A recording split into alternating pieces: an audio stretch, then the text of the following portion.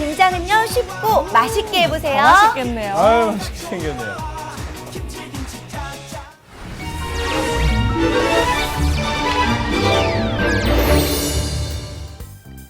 화병이란 말 많이 들어보셨죠? 아, 예. 이 화병은 가슴 속에 쌓인 화가 바깥으로 표출되지 못해서 생기는 병인데요.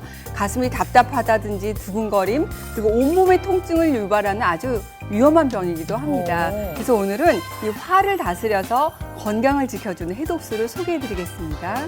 화를 다스릴 수 있는 해독수가 있어요. 전라남도 한평, 가슴 속 화를 다스렸다는 오늘의 주인공을 찾아왔는데요. 이 납작한 선인장에 그 비결이 있다는 연숙 씨.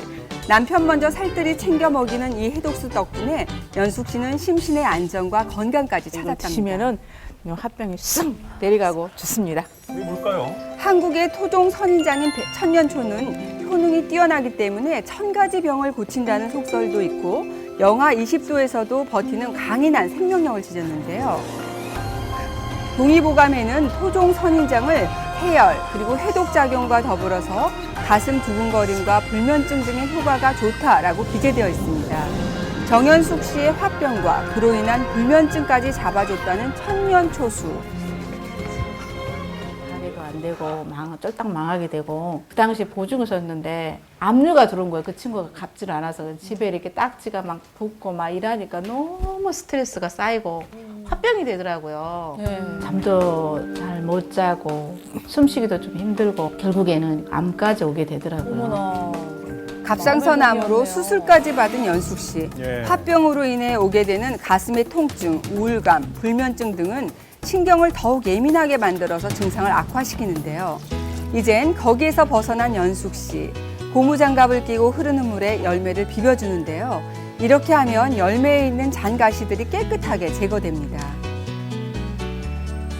함께 사용하는 줄기 역시 10분 정도의 물에 불린 후에 철수 쇠물을 이용해서 가시를 제거합니다. 이 정도 분량을 나오려 하면은 이 줄기는 반 정도 하시면 되고요. 5알 정도 가르시면은 참 딱 맞을 거예요. 달달한 열매를 줄기보다 많이 넣는데요. 물을 넉넉히 넣어주면 끈끈한 줄기도 쉽게 갈립니다.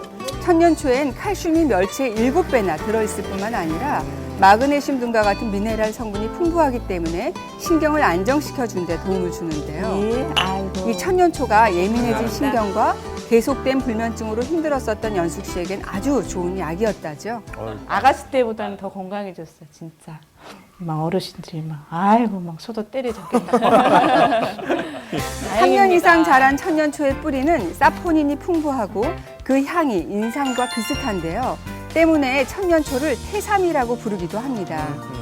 민간에서는 암 환자들이 많이 찾는다는 이 뿌리를 줄기와 함께 달여 마시는데요. 천년초의 플라보노이드 성분이 항산화, 항암 작용에 도움을 줍니다. 아, 그래요. 인천광역시에 살고 있는 오늘의 두 번째 주인공, 스트레스를 다스리는 비결이 있다는데요. 8월 달에 이걸 갖다 채취를 해갖고서는요, 마실 수 있게 이렇게 얼려놓은 겁니다. 10분을 녹인 꽃몽오리를 정성스레 펼치는데요. 손바닥보다 큰 이 꽃, 바로 연꽃입니다. 그녀의 스트레스 해소법이라는 연. 천연 안정제예요.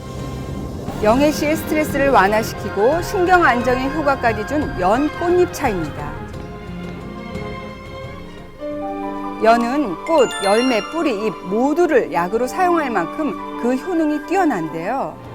본초 강목 역시 혈병에 좋고 열을 없애고 마음을 맑게 한다라고 기재되어 있습니다. 조선시대의 왕인 정조도 아버지 사도세자의 억울한 죽음을 목격한 후에 화병이 생겨서 이 연이 들어간 한약을 통해 몸을 관리했다고 하죠. 연꽃 중에 흰 연꽃인 백년만을 우려내는 연꽃차. 진정 효과는 물론이고 시각적인 아름다움과 향기로 더 유명합니다. 예쁘네요. 이때 더불어 쓰기 좋은 차가 바로 연잎차인데요. 스트레스 진정 효과로부터 또 이 혈액순환, 빈혈 개선 등 여성에게 좋다고 알려진 연잎. 잘게 잘라서 팬에 넣고 약한 물로 볶듯이 차를 만듭니다. 라고 하죠. 이거를 갖다 이제 9번 저기가 덕고고 이제 식히고 그렇게 9번을 하는 과정을 갖다 거쳐서 이제 연잎차가 이제 만들어지는 겁니다. 정성이 많이 들어가. 이렇게 열에 볶아주는 과정을 덮는다라고 하는데요. 예. 이 과정을 통하면 재료의 독성을 없애면서 그 효능을 높여주기 때문에 좀 더 좋은 차가 됩니다. 이렇게 완성된 연잎을 따뜻한 물에 넣어서 우려주는데요. 이렇게 만들어진 차에 미리 우려놓은 연꽃차를 더하면 꽃향이 그윽한 연 꽃잎차가 완성이 되는 거죠. 잠 못 자는 불면증 같은 것도 없어졌고 그리고 노화 방지도 많이 되는 것 같아요. 어린 손주와 함께 나들이 중인 박범아 씨. 지금은 평범하게 일상을 보내지만 과거엔 심한 화병으로 고생이 많았다는데요. 이젠 화병에서 벗어난 범아 씨의 비결, 바로 이 해독수에 있답니다. 제 속에 있는 화를 삭혀주는 해독수예요. 범아 씨의 가슴 화증을 내려주고 우울증까지 함께 다스려준 쓴바귀수. 이만한 불덩어리가 올라왔다 내려갔다 막 진짜 천불. 남들은 천불 난다고 하면 나는 만불이 난다고 해서요. 하도 속에서 불이 나가지고. 과거 음식점을 운영했던 범아 씨. 맛집으로 알려지면서 돈도 많이 벌었는데요. 하지만 무리한 사업 확장 중에 사채를 썼고 상황이 악화되면서 범아 씨는 순식간에 빚 20억을 지게 어휴. 되었다고 합니다. 화병과 우울증으로 삶을 놓을 생각도 했던 범아 씨. 그 응어리진 화병을 풀고자 택한 게 바로 이 쓴바귀였습니다.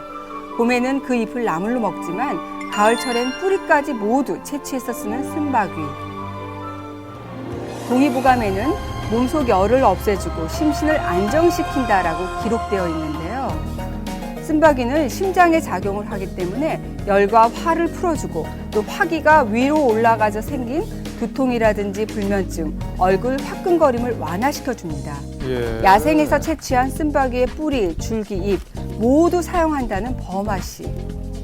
효소 담으려고요. 뿌리가 이렇게 실하고 좋잖아. 이파리도 이러고 좋고. 줄기도 이렇게 실해. 효소를 버리는 게 담그고 없어요. 드세요. 깨끗하게 씻어서 물기를 뺀 쓴바귀를 통에 넣고 설탕으로 버무려 주는데요. 예. 설탕과 쓴바귀의 비율을 1대1로 맞춰 섞습니다. 이때 쓴바귀만의 특징이 있다죠. 물기가 없어요. 그래서 물을 1리터 넣어주는 거예요. 꼭 물을 넣으셔야 돼요. 물의 양은 쓴바귀나 설탕량의 3분의 1 정도가 적절한다는데요. 항아리를 밀봉하고 100일 정도 숙성시키면 그 성분이 깊게 우러납니다. 예. 성분이 우러난 쓴바귀는 모두 걸러내고 그 원액만 사용하는데요. 범아 씨의 경우 소주잔 1잔 정도의 원액을 물과 함께 타서 아침과 저녁으로 마셨다고 합니다.